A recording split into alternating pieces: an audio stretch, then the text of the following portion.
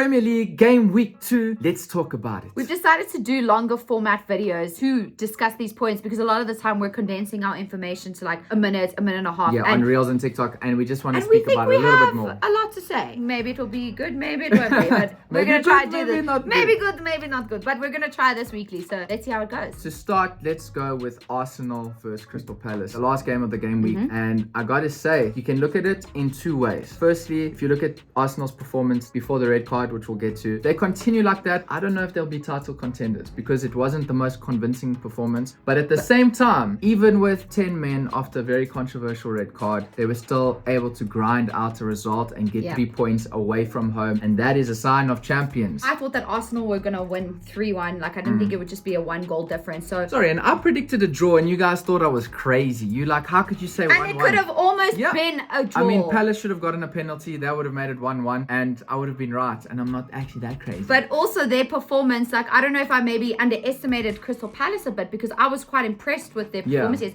Especially, like, they were not letting Arsenal through, you know? They weren't. And they had a lot of chances themselves. So it's unfortunate that they couldn't convert any of them. But I would say that I would be happy with that performance. Yeah, one thing to highlight from that game is just, I think the referee made some poor decisions on both sides. 100%. The Tomiyasu red card, the first yellow, I understand. Yes, Kai Havertz was wasting time and Tomiyasu then came and he was wasting a little bit of time. He kind of took one for the team to get that one. But that one, there's no argument. I think that's a very clear yellow card. The second one, however, the Premier League needs to relook VAR when it comes to second yellow cards and players getting sent off because that I don't think was a yellow card, which means he shouldn't have got sent off, which meant that Arsenal wouldn't have been put under as much pressure as they were because of that red card. And it changed the trajectory of their game. That was a poor decision. At the same time, the ref should have given a penalty for Palace. Consistently, across these 2 game weeks, there have been poor calls. Yeah. Speaking of red cards, there were 5 red cards. So we're going to see a lot more red cards, especially because of all the added time in games. Players are going to make more mistakes because now their legs are heavier. For the time wasting. Time wasting, complaining. So we will be seeing more cards, more red cards, more injuries potentially. But anyways, overall, good win for Arsenal. One of 3 teams to win both their first 2 games with Man City and Brighton. So speaking of, let's move on to Brighton. That is one of the teams that I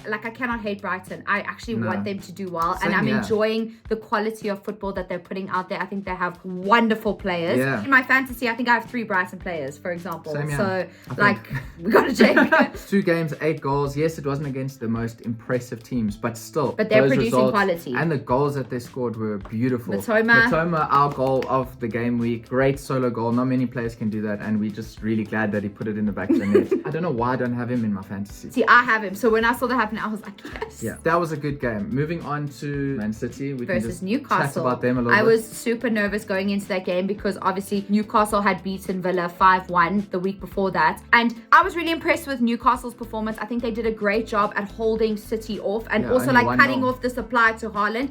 He was barely in the game, which I think is actually a good thing that we have Alvarez on the field as well. And yes, we've seen that Foden has sort of taken on the KDB role because KDB was the main source for Haaland last season. Does that mean that Haaland will score a lot less goals because of KDB's injury because he was the main supplier? I think that could be a contributing factor, 100%. Granted, again, only 2 weeks in, but you never know these kinds of things. But maybe we'll see like an Alvarez-Foden partnership coming out. I think what Pep is doing with all his players at the moment, he's kind of like, you're going to play in different positions. Akanji, this is like, I think his 5th position he was playing. He was playing in that John Stones hybrid role. And the way he shifts formations according to where you are in the game. So like when you guys are going forward, you can see Kyle Walker as a right wing back. Yes, and then he's doing that. He's pushing forward, which means Alvarez now becomes, yes, he's a winger as well, but then he's also like a second striker. So the formation changes, the whole gameplay changes. And as a team playing against that, that's incredibly difficult to adjust on the spot, especially when your manager can't really speak to you. So you basically just never know what Pep's going to do, which I think is fantastic for us. So happy with the win. On to the other side of Manchester that I don't really want to talk much about. But we wasn't have to. A great game. One thing I do want to mention though is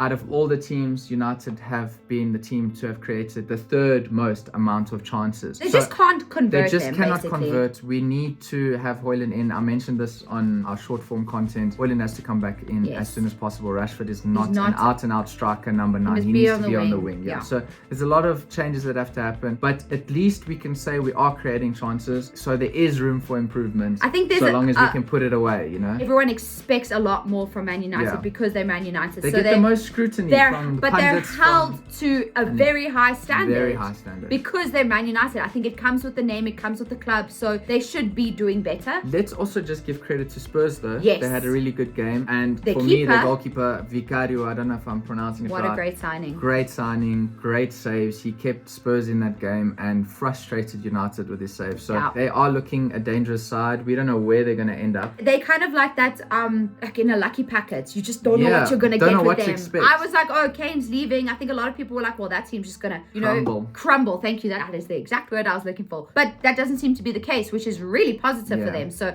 like you mentioned, it would be very interesting to see where they do end up. I don't want to talk about United anymore. Let's move on to, let's talk about Liverpool. Liverpool Bournemouth. Yes. That was a 3-1 win. The first correctly predicted scoreline. For you, well done. Come on. I just knew that Liverpool would score quite a few goals and they would concede. So that's where I came And up they with conceded that early, but I mean, they got the win in the end. even with 10 men. McAllister's red card, very harsh. Very harsh. I must say. Should have been a yellow. Yes. I know I've seen people speak and some people say like some refs would give it because his studs were up and it But could he be- also, as soon as he like realized it was like going to be a late challenge, he like pulled away. So you could see there was it no was harsh. malintent. It should have been a was yellow. just To harsh. me, that's a clear yellow card, Yes. but not a red card. Like, come So on. that was very Poor harsh decision. for them. So props to Liverpool to still getting that win. Yeah, and Diaz with a great goal. I was You just gonna talk added about him that. to your fantasy after that. Yes, because also in game week 1, also scored a goal, Yeah. done really well. I just think he's such an impressive player. So I'm actually really keen to see what he does. Hopefully this for season. Liverpool, he stays fit because when he was injured, it was a massive loss for them, and he's just come right back at point his to best prove, self, I think. and he's such a great player. He's Yeah. one of my favorite players at Liverpool. I I think really he's like him, great. and I don't really like Liverpool players, but Diaz is class. Our shock result, West Ham versus Chelsea. I never We had expected it. both predicted a 2-1 win to Yeah. Chelsea, and that was not the case with the 3-1 end result. James Ward-Prowse came in with his debut. I think it was a really good debut. Two assists. Two assists. Great He's with a set pieces. Great set piece tactician. Tactician. I He's love that. beautiful. He had a great debut. Someone whose debut wasn't what people expected. Caicedo. Yo, and I feel bad for the I guy. also We feel know bad he's for really him. quality, and he's getting so much hate for like, what 30 minutes But that he played. he's not. Think about like when last did he play? Yeah, He wasn't he there wasn't in at the pre-season. he wasn't up to the speed of the game, and No. he was giving away a lot of This is a lack of balls match and- fitness, yeah, shall we say. and then obviously giving away pin- that penalty at the end. Also, Chelsea should have put away their chances Yes. as well. Like they missed a penalty. There's still a lot of work to be done with Chelsea Yeah. because They've only won I think 4 games in 2023. The whole year. I'm shocked. Full Enzo games. Fernandez has never seen Chelsea at the top of the You table. see, these are crazy That's things. insane to say out loud. But at the same time, it's an entirely new squad. It's Yes. not going to overnight become 100%. a top 4 team. But it could potentially if things click. So another lucky packet team, you don't know what to Yes. expect from them. So we're just gonna have to keep But our eye on them. Props West Ham. to West Ham for the win. Good win for them. Another massive win, important win was Aston Villa. Big 4-0 win against Everton. After their Crazy. loss against Newcastle, Yep. they managed to bring their goal difference back to 0. That was impressive. Very I good must win. say. Yes, Everton were poor, gave away a lot of goals. and Defensively, they're so shaky. Yeah. Everton just doesn't look good right now. looking I'm like saying, a relegation team. dark times for Everton. Dark It's like times. it's continuing. So unless they get their shit together, I would not be surprised if they I get mean, relegated. I was hoping the other side of Merseyside would have been struggling, but they're not. Liverpool, you guys. not just the case. Not But the case, but yeah, Everton need to sort this shit out because it's not 100%. looking good for them. But again, props to Villa, massive win. one of my favorite teams as well to watch. Yeah. Like I'm enjoying Impressive watching performance. Brighton. I'm enjoying watching Newcastle, Aston Villa. So it's really impressive to see how these teams are stepping up. Another team to talk about is Brentford. Brentford have also Shocked me, shocked you, shocked a lot of people because even like when we were doing our early predictions, I was like, Brentford has such a poor preseason, but again, they've come into this new season and they are killing it. and getting a 3-0 win away from home against Fulham, who Fulham are not They're not- a terrible no, side. They not at are all. a good side. So props to Brentford for that. And on Brentford, guys, if you don't have Mbuemo in your fantasy, please put him in there because we made the mistake of